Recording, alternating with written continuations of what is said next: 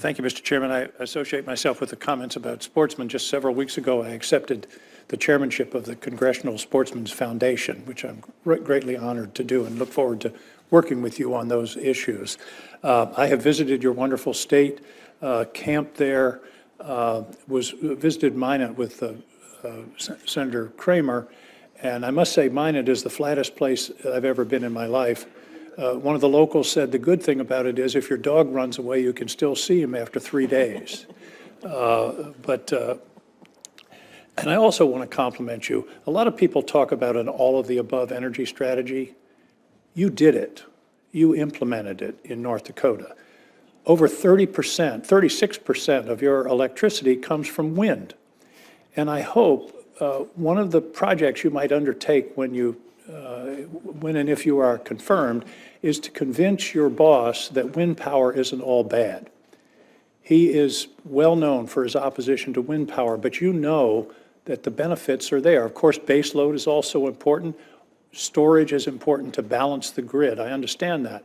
But coming from a state where 36% of your electricity came from wind, I hope you can talk to the president about the fact that wind has its virtues and can contribute significantly, because we are, as you note, facing a huge energy challenge over the next 15 to 20 years to support the knowledge economy.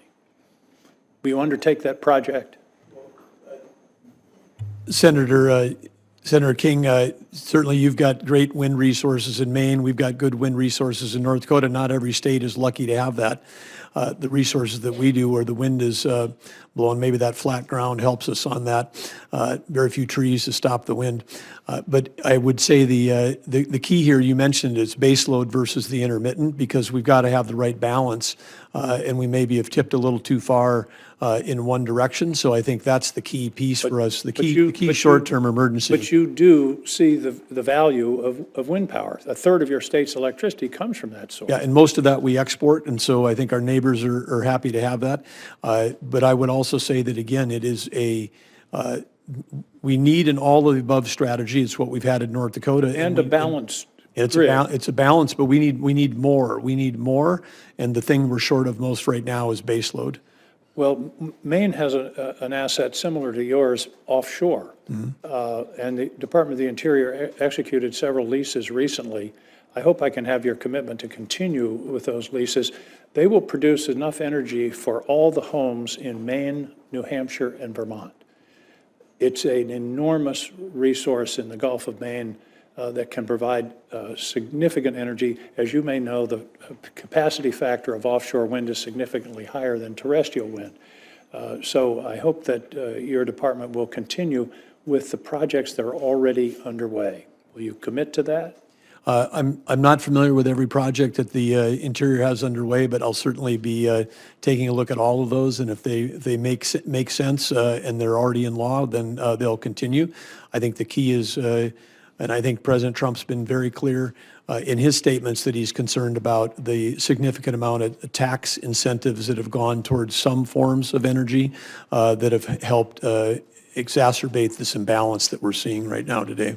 You talked briefly to your some of the other questions about permitting reform, and I was involved in the discussions with Senator Barrasso, Senator Manchin, and others about the permitting bill that unfortunately we couldn't get across the goal line at the end of the last Congress.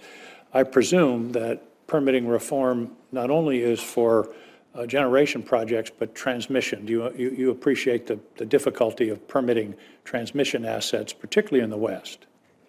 Well, yes, and I think that this is one of the challenges of our time, and it's one of the challenges that we need to undertake, because whether it's a transmission line, a pipeline, whatever it happens to be, trying to get built, it just takes too long in our country. And if we don't have it's one thing to be able to generate that electricity, but if we don't have the ability to transmit it to the places where it's needed, that's going to be a problem. Exactly.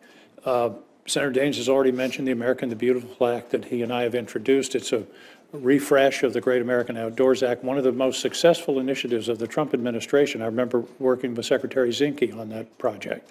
So I'm gratified to hear your support for that proposal. Final point is we talked about, and that talks about the backlog of maintenance in the national parks and public lands. One of the problems is the department has chronically underfunded maintenance on an ongoing basis. In other words, we're being asked to fix a backlog that frankly should not have existed. And I hope that you'll work with the National Park Service and the Office of Management and Budget to be sure that a sufficient fund is allocated to ongoing maintenance so we don't continue to dig the hole deeper.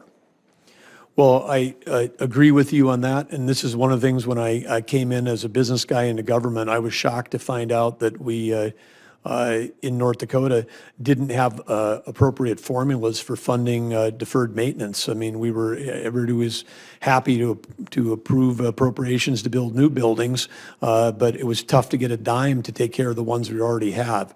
And I think that this is something we're going to take a look at procedurally within Interior. I know that we've got over 2,400 locations, I'm told, in terms of where we've got people stationed. Right. We've just got to make sure that not just the national parks, but across the whole department. But we've got to get the formulas right because we're creating liabilities for future generations if we're not taking care of that deferred maintenance. I can tell you that the formula right now is not right, so I encourage you to take that step. Thank you very much, Governor, for joining us, and we'll look forward to hearing from you further in this hearing. Thank you. Thank you, Mr. Chairman.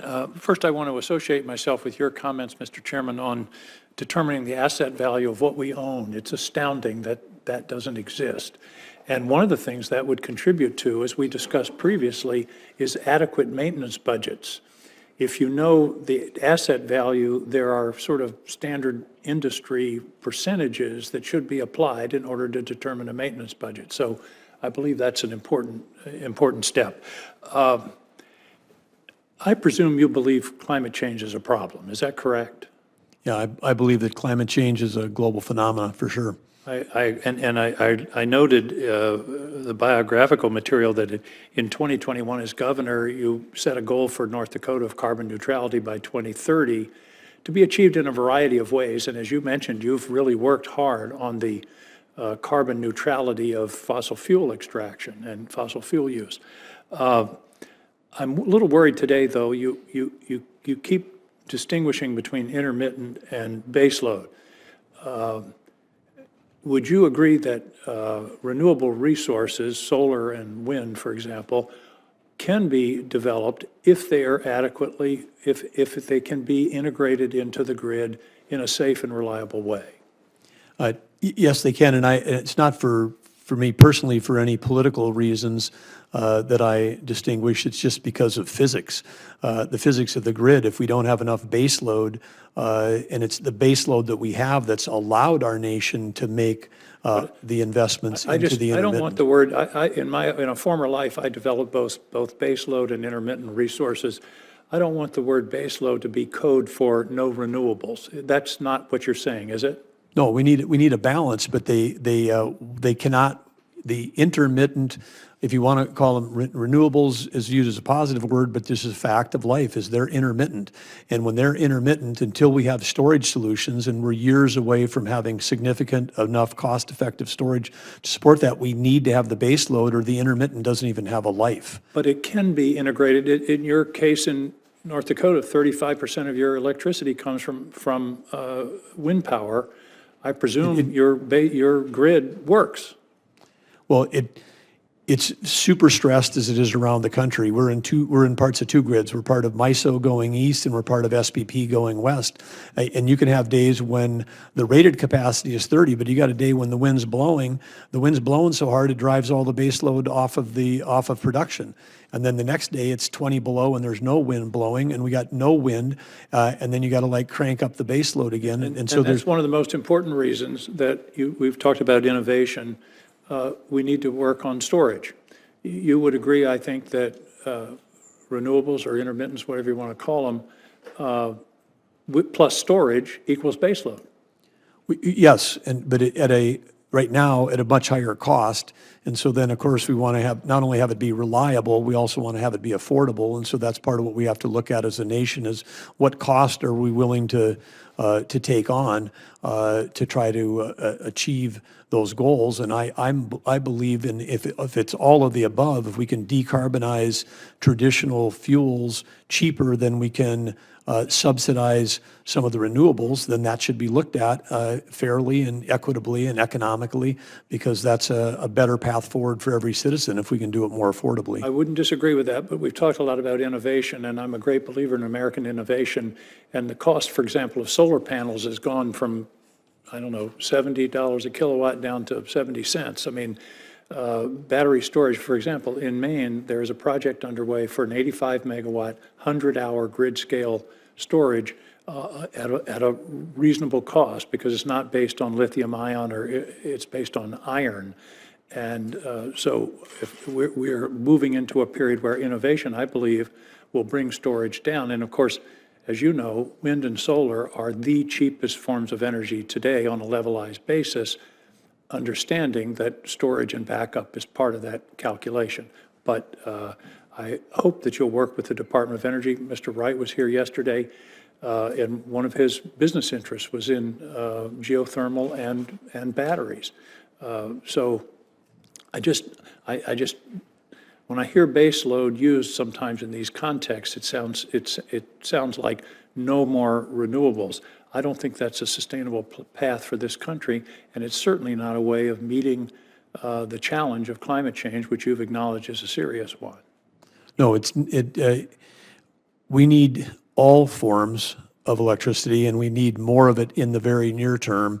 And so this is not about one versus the other. This is about how do we drive forward and increase the amount of electricity we have in the country. So I'm a both. All of the above in terms of our approach on how we do it, but we got to do it in a way that's we have affordability and reliability. On the storage side, there is a future, but having been in tech for 30 years, batteries get better at about 2% a year, and that's what it's been for 30 or 40 years. And there's no breakthrough that's coming. Yes, it's improving, but it's not like the microchip, which doubles in power. It may not be Moore's law, but I think the amount of resources that are going into this research at the Department of Energy and in other places, and the development of this iron-based grid scale storage, there are opportunities for significant base loads. I like your answer where you said we need it all. I appreciate having that on the record. Yeah. Thank you very much, Governor. Appreciate Thank you. you having Thank you, Senator. being with us.